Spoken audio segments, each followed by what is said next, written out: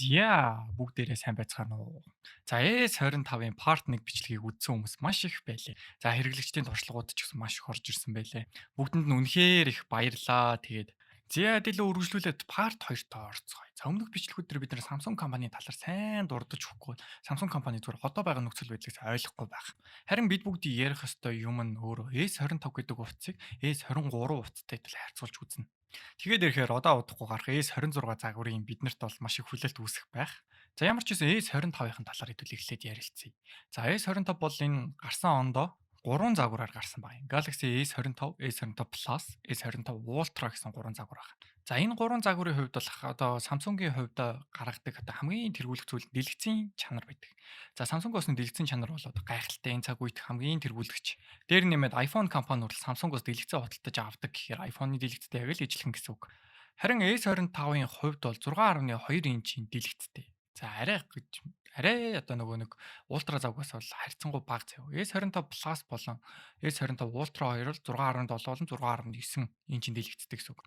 Үргэлжлүүлэн дэлгэцийн нэгтрэлийн хувь бол FHD Plus 2340-ыг харьцан 1080 гэсэн хэмжээсийг S25 дээр гаргаж ирж байгаа гэсэн үг. За энэ нь бол ерөөсөө 120 Гц-ийн адаптив одоо нэг ямар зүйл байхаас хамаараа 120 Гц гарах өөрөө шийддэг дэлгэц. Харин 25 Plus болон Ultra загварын хувьд бол QHD Plus гэдэг нэртэй одоо дэлгэцийн технологид олж ирнэ гэсэн үг. За энэ нь арай жоохон өөр заяа. За илүү арай нэг зарим төрлийн зүйлийг нягтралтайгаар харах юм бол за QHD гэдэг нь илүү өндөр гэсэн үг. Тэгэхээр зүгээр байгаа 25 одоо S25 загварт нь болохоор 2.5 million пиксел гарч ирдэг бол QHD нь 4.5 million пиксел гарч ирнэ гэсэн үг. Харин хамгийн том одоо юм нь юу гэхээр за эндээс миний бодлоор бол хамгийн том Ultra загварын хувьд бол яг QHD Plus гаргаж байгаа ч гэсэн Gorilla Armor 2 гэдэг нэртэй хамгаалтын одоо дэлгэцтэй гэсэн үг. За та бүгд хуучны Samsung утсыг хэрэглэдэг бол за хуучин A50, 70, 10, 30 сериесүүдийн дэлгэц ч өөрөө Gorilla Glass Armor нэгтэй байдгийг санаж байна. Харин Armor 2-ын хувьд бол за өмнөх удаагийн Gorilla дэлгэцнээс 4 дахин одоо зурагдахаас илүү хамгаалттай гэсэн үг. Тэгээд яг энэ технологиг бас дэлгэрэнгүй ярих юм бол одоо гадны гэрэл байгаа шүү дээ. За жишээлбэл халуун нартай өдөр ч юм уу ингээд айгүй их нартай өдөр уцаа оролдоод яваад усны дэлгэц ингээд сайн харагддаггүй үе байдаг бол за буцаагаад дэлгэцэн дээр бууж байгаа өөр гэрлийг ойлгох одоо тийм технологитой гэсэн үг байхгүй. За үргэлжлүүлээд нөгөө refresh rate-ийн талаар ярихад бол за ингээд ямар нэгэн төрлийн текст мэдээлэл Facebook-ийн пост мост ингээд ухаж хагаад дэлгэцээ чинь refresh rate 1-ээс 10 Гц дээр явж байна. За тэгээд бүр илүү ингээд скроллдоод хурдтай ингээд явж байгаа тохиолдолд бол 60-аас 90 Гц заана гэсэн. Харин 120 Гц бол тоглоом болон илүү нэг тийм нарийн юм хийж байгаа үед гарна гэсэн. За бичлэг үзэх үед нэг 24-өөс 60 Гц хавцаад заахал юм байна л та. Тэгээ үүн дээр бас яригдчих болох хамгийн гоё юм нь за нөгөө S25 Ultra-д нь болохоор нөгөө бал байгаад байгаа. За тэгээд одоо бичлэгийнхэн арай нэг өөр хэсэг л орцгоё. За нэгэнт л S Pen ярьж байгаа гэх бид нар S Pen-ийг бас хүмүүс яаж хэрэглэдэг талаар сайн мэддэггүй юм байл. За Samsung-ын зүгээс S Pen дээр бол баг сүүлийн 10 гаруй жил баг яг энэ технологид анхаарч байгаа санаж байна. За ингээд чамд ямар нэгэн хүн ингээд яаралтай юм тэмдэглэх шаардлага гарлаа гэж бодгож S Pen-ийг гаргаж ирээд дэлгэцэн дээрээ зурах юм бол за S Pen дээр гарсан тэмдэглэлээ зураад буцаагаад хийхэд автоматар хадгалагддаг нэг систем байгаа гэсэн. За хоёрт энэ өөрөө бас нэлийн сайн чанарын одоо баал гэх юм уу? За нэг content creator маягийн за нэг өснө нэг тийм зураг зурдаг. За нэлийн тийм артистик сэтгэлийн одоо хөгжчихсэн хүн байлаа гэж бодоход тийм ээ. За ингээл яаралтай ингээл нэг юмны хар зураг гаргаад ямар нэг юм бичих тэмдэглэх ингээд нэг юм гоё гоё юм санаа нь ингээд төрөөл зураад байдаг хүн байдаг шүү дээ. Яг тийм хүн бол энэ утсыг аваад бол хаач одоо зураг юм а үргэлжлүүлэн зурах боломжтой гэсэн. За тэгээ хоёр гурав дахь хамгийн гоё хэрэглэл нь юу гэж S Pen-ий. За ингээд S Pen-ийг гаргаж ирээд утсан дээрээ утасныхан дэлгэцэн дээр дарангууд за ингээ ямар нэг юм байсан ямар ч ойлгохдохгүй хэлтер байсан бичгийг чи өөрийнхөө ойлгох хэл рүүгээ хөрүүлээд авч болох тийм даваа талтай юм байна. За миний бодлоор бол эдгээр үйлдэлүүдийг хийхэд бол нэг хүмүүс нэг шаардлага нэг их гардах ингээ хэрэглээ. Гэхдээ юу гэж хүн болгон л PowerPoint дээр зуралддаг. Ажил болон сургагч одоо ямар нэг байдлаар тийм ээ. Энэ миний бодлоор хамгийн гоё хэрэглээ нь энэ баг.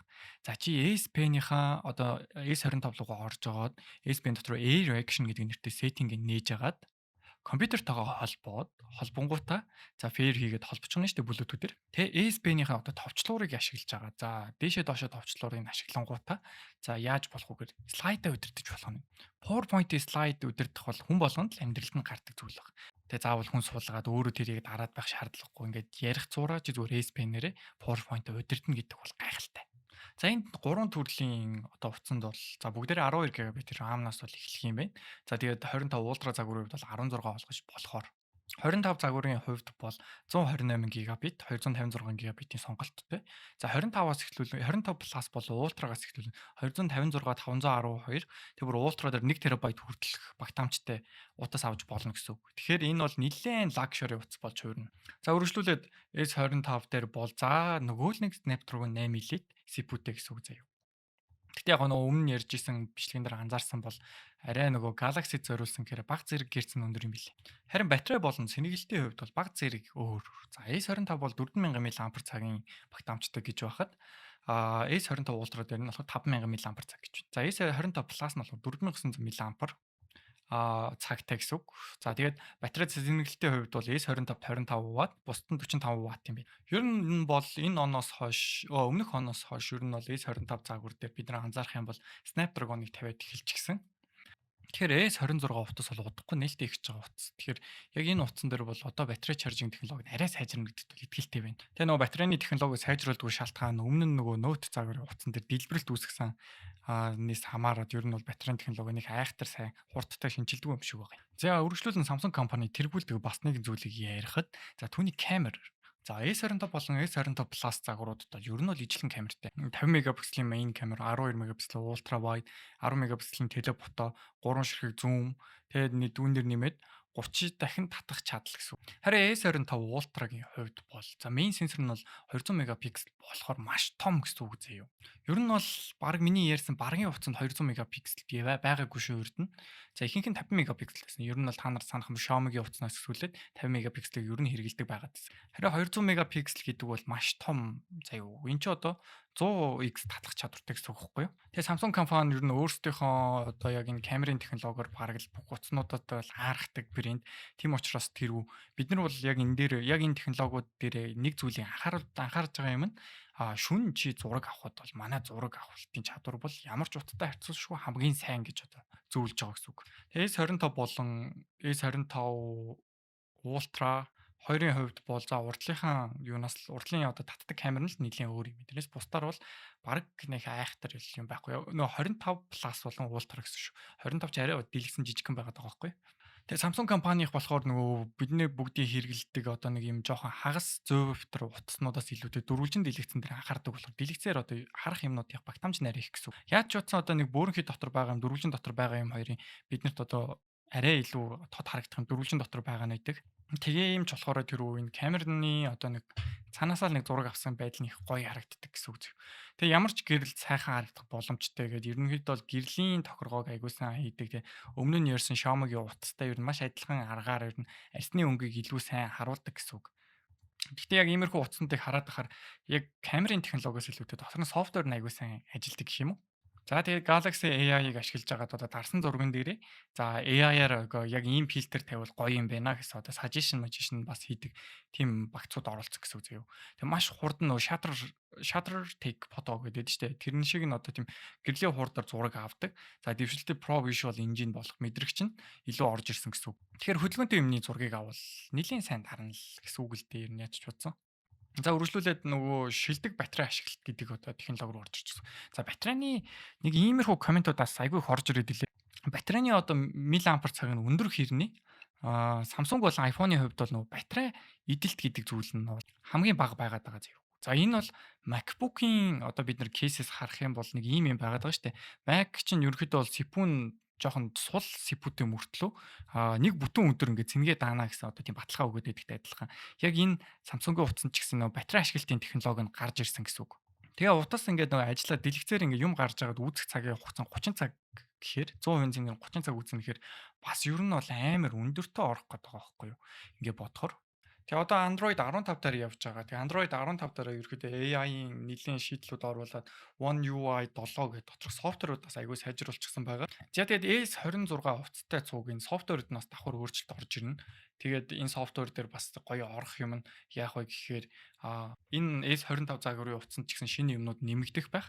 За тэр хүртэл ерөөдөө одоо миний ярих бичлэг нь 2 дахь хэсэг рүүгээ яг орж байгаа гэсэн үг. За миний бодлоор бол S23 болон S25 утасны хооронд нэг тийм айхтар өөрчлөлт гарахгүй байгаа шиг. За яг хөө чи утсыг бол бүр ингэж гүн хэрэгэлдэг. Тэгээд одоо нэг тоглоом мэржлийн тоглогч өдр биш бол яг нэг перформанс талд нэг хэрэглэхгүй хүнд бол нэг айхтар ялгаа гарахгүй юм шиг санагдаад байгаа байхгүй юу. За нэг утас нь бол 2025 оны 1 сарын 22-нд гарсан. За нөгөө утас нь бол 23 оны 2 сарын 1-нд гарсан утас гэсэн үг.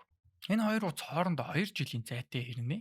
За энэ утасны одоо ямар апдейтууд гарсан бэ гэдгийг сонирхолтой. Энэ чинь бүр нэг загвар биш, хоёр загварын өмнөх утас шүү дээ. Тэгэхэд 162 грамм жинтэй байгаад за 168 грамм жинтэй утас 162 грамм болтоо багассан гэсэн үг. Тэгээ түрүүн яриад байсан Gorilla Glass-ны технологи нь бол хэвэндээ байгаа.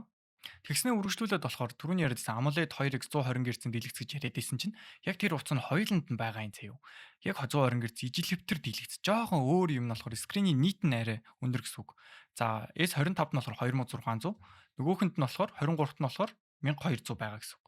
Тэгэхээр маш сонирхолтой байгааз. Яг нь нэгтрлийн хувьд бол зүгээр S25, за S23 Ultra 2 баг ижилхэн гэсэн үг заяа.